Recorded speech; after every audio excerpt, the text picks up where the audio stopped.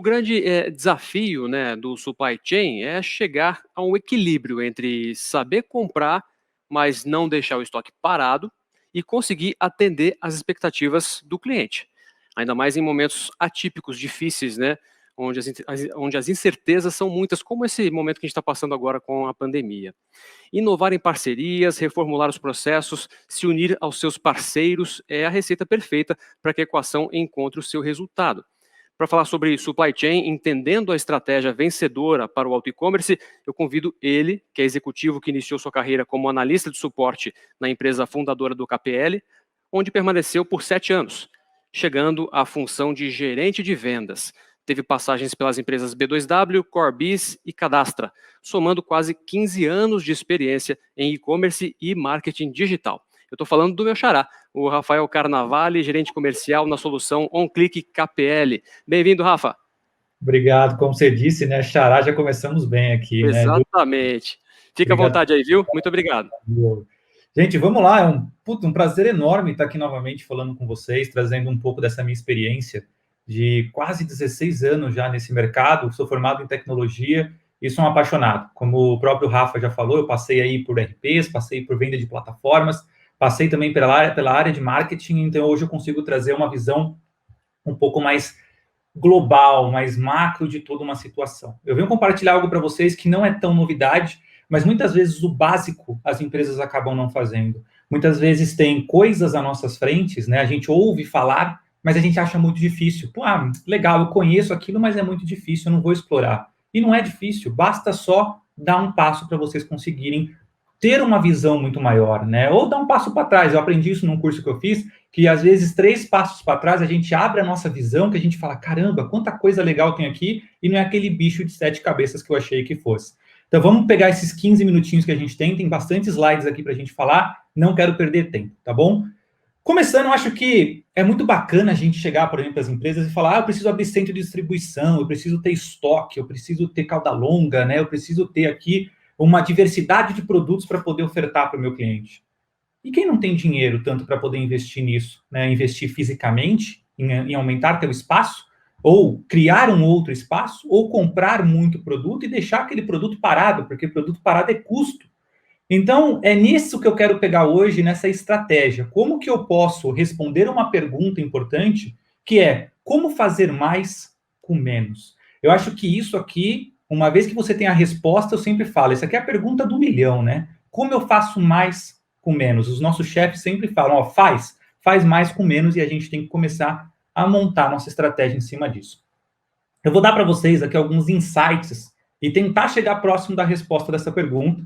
E eu vou deixar vocês saírem daqui com a mente muito mais cheio de lâmpadas, cheio de eurecas, para a gente conseguir depois discutir isso aqui num momento extra evento, tá bom? A primeira coisa que a gente precisa analisar, né, dentro da nossa empresa, dentro do ecossistema que a gente vive, dentro de tudo aquilo que a gente conhece, é uma palavrinha muito curta com 4 letras, que é dados, né? As pessoas hoje, infelizmente, na era dos dados, não conseguem olhar para dados antes de montar uma estratégia vencedora. Primeira coisa que a gente precisa analisar é dados do cliente, né? Quem são os meus clientes? Onde eles estão? Parece Globo Repórter, né? Onde dormem, o que comem, onde vivem.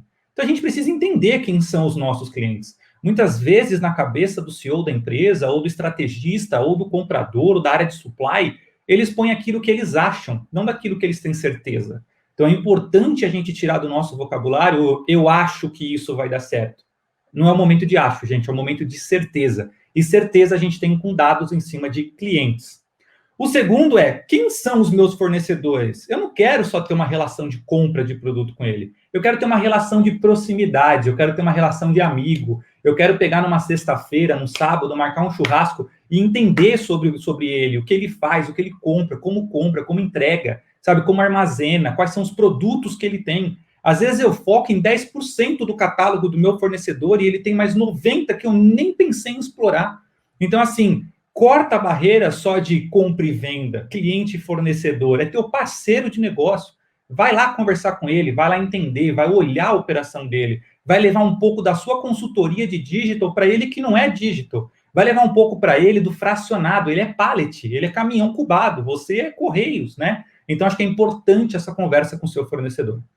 O segundo é, ERP, né? A palestra anterior aqui foi muito bem dita pela Ulist. O RP ele é muito importante para que todo o seu processo seja muito bem ajeitado. Nada adianta de você ter sua meta, você ter sua estratégia, sendo que você não tem as ferramentas necessárias para unir esse conjunto de informação. Então, olhe, né, se o seu RP vai te atender naquilo que você quer ou aonde você quer chegar. Se tudo aquilo que você conversou do seu cliente, do seu fornecedor, efetivamente cabe dentro do seu RP. Muitas vezes as pessoas olham para o, eu estou pagando RP ali, ele é baratinho, mas qualquer coisa eu faço na planilha de Excel. Não dá, gente, não dá. Planilha de Excel é para um determinado tipo de momento. Depois vocês precisam voar. E se quer voar, tem que ter ferramentas adequadas para aquele seu processo.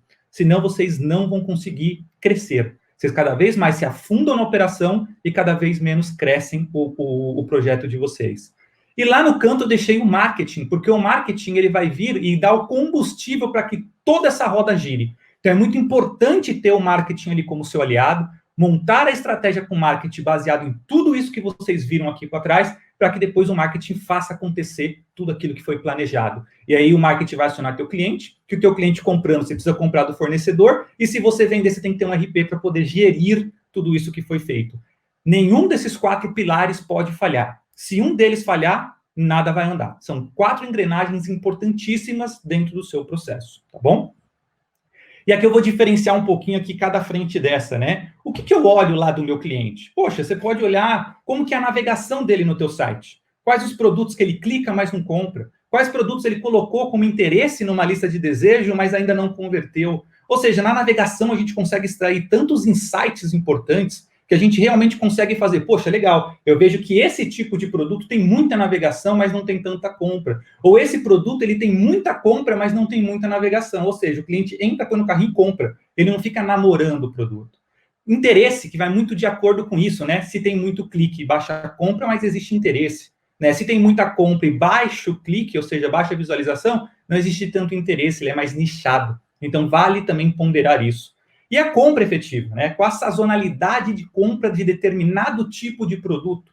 Por exemplo, eu vou comprar uma correia dentada. Não existe uma sazonalidade mês a mês. As pessoas trocam correia dentada de carro, sei lá, a cada 45 mil, 50 mil quilômetros rodados. Então, vocês precisam analisar o produto de vocês, a sazonalidade, e aquele produto que traz recorrência, né? Qual é o produto que o cliente compra todo mês no meu site, para o carro dele, para a estética do carro ou qualquer outro tipo de coisa? Vamos pular para fornecedor, né? Fornecedor, olha o catálogo, olha o processo e o timing que ele tem hoje de entregar para vocês, se existe a possibilidade dele começar a entregar direto para o seu cliente. Já estou puxando um assunto que a gente vai falar. Tecnologia, qual o sistema que ele usa? Será que esse sistema existe possibilidade de integração? E, gente, não estou falando de integração com a NASA, estou falando de uma integração simples, às vezes, que é uma integração via troca de arquivo, de texto, Excel, CSV, TXT. Mas o importante é ter integração. O meu ex-chefe lá, o Fabiano, quando fundou a Capella, ele falava assim, tá integrado? Tá, da melhor forma possível? Não, mas está integrado. Depois a gente evolui. O RP, né, calcula no seu RP qual é o giro de estoque, qual é a curva do produto, é um produto curva A, produto curva B? Qual é o custo hoje que você tem de armazenagem daquele produto? Cada vez mais que o seu produto está parado no teu estoque, é custo que você está tendo, porque o boleto do fornecedor você vai ter que pagar. E lá no marketing, mantenha o relacionamento e começa a manobrar, começa a calibrar as estratégias que você vai vir a ter, tá? Eu vou abrir um parênteses aqui, vou pedir essa permissão para vocês. Coisa rápida, tá ali o parênteses aberto. Olha que dado interessante. A Biblioteca do Congresso do norte-americano é considerada a maior biblioteca do mundo e possui 150 milhões de livros. É um grande acervo da humanidade, gente. E o mais interessante é que agora, 2021, esse ano que a gente está vivendo, a cada 15 minutos, essa mesma humanidade gera o triplo da informação contida lá. E a gente não olha dados. Dados, gente, a gente tem que acordar pensando em dados. Foi rápido esse parênteses, tá? Mas foi bem curioso. Então deixou até arrepiou. E vou deixar essa pulga atrás da orelha para vocês. Falando dados e estratégia, o que eu olho em dados? Minha venda, meu giro, minha curva de estoque, sazonalidade, interesse, possibilidades técnicas. Nada adianta eu montar um plano de chegar lá do outro lado, sendo que eu não tenho possibilidade técnica. tenho que trocar meu RP, tenho que conversar melhor com o fornecedor, eu tenho que ter essas possibilidades. E processo, nada funciona sem ter um processo. Não adianta falar, vamos sair voando, mas não existe um processo bem definido, porque vai dar ruim no caminho e não pode dar ruim. Nesse momento, desse jeito que eu estou falando, não pode dar ruim. Uma vez que todos os dados foram bem mapeados, bem analisados, bem estudados, a gente vai partir para a estratégia. Então, aí eu vou ver se eu vou fazer, por exemplo, na parte de supply, qual produto eu vou ter de estoque próprio, que é um produto que gira, qual produto que eu posso chegar para o meu fornecedor e falar, vamos fazer um cross-docking? Me reserva uma parte, me manda teu estoque, quando eu vender, eu compro de você, você me manda e eu entrego. Dropshipment, cliente ou fornecedor, eu vi que tem uma possibilidade de você conseguir entregar para mim. Você entrega direto no meu cliente, se caso eu vender? Ou consignado, que é tão pouco falado consignado, que é você pegar a mercadoria, ter um tempo com ela com você, e se não vender, você devolve. Eu sei que é uma característica muito rasa utilizada hoje em dia, mas é uma característica muito importante, se caso você conseguir esse tipo de acordo com o seu fornecedor. E aqui eu dividi, né, essas 4 grandes formas de você ter essa relação, e eu coloquei 2 vantagens e 2 desafios aqui. Estoque próprio, 2 vantagens. O custo é calculado. Você sabe que o custo está ali, aquilo é teu custo, pronto.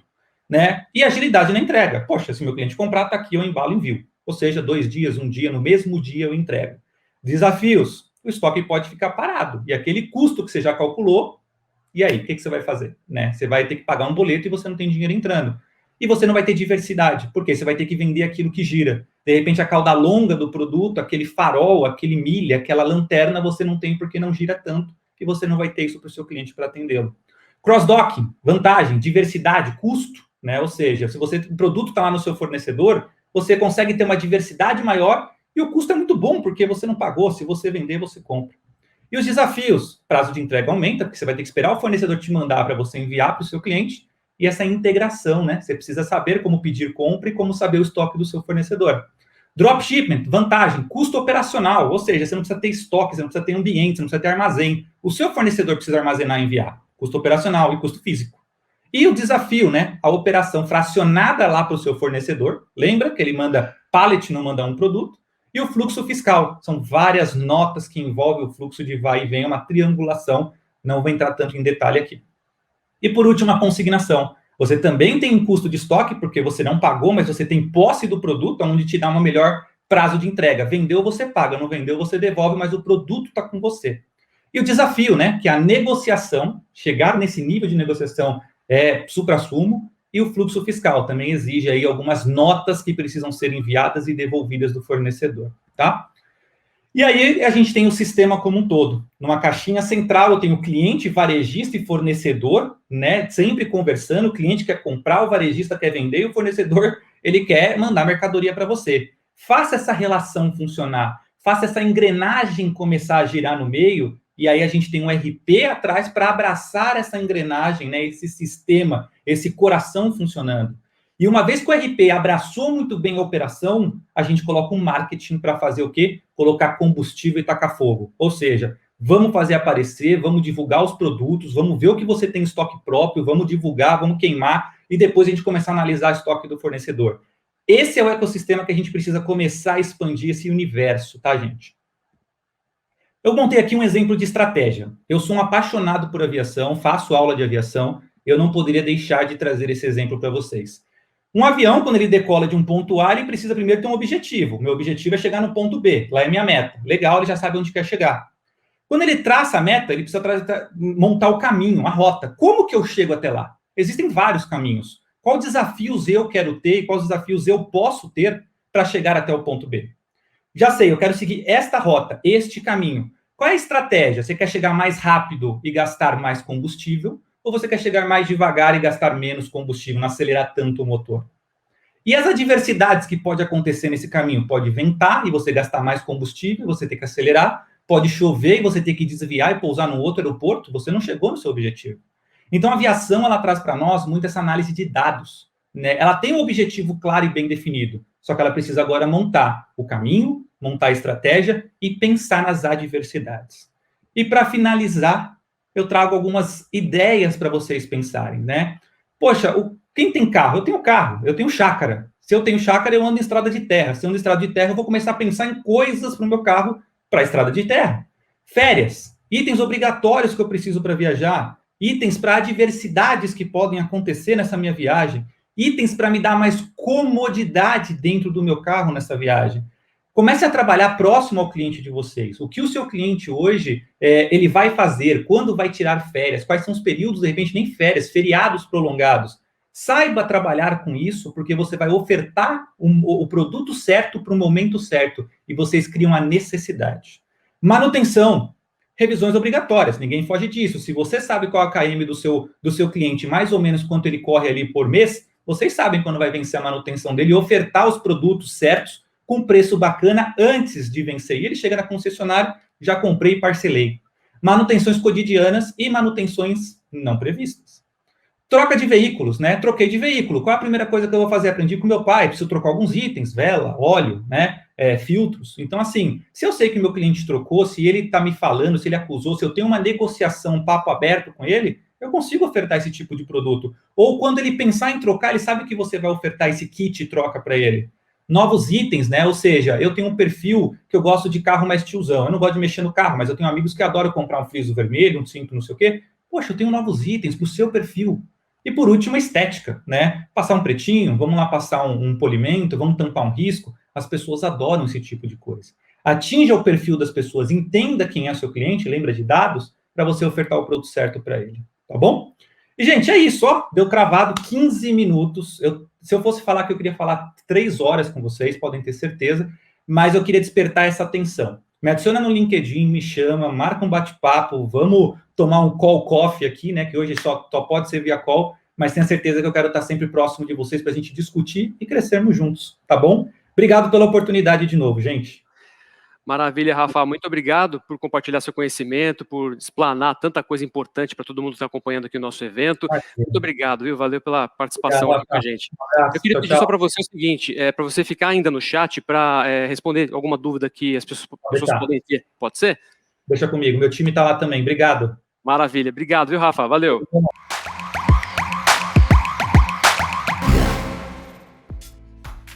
E aí, gostou do vídeo? Então não deixe de curtir e compartilhar. Aqui do lado tem 2 sugestões que você pode gostar.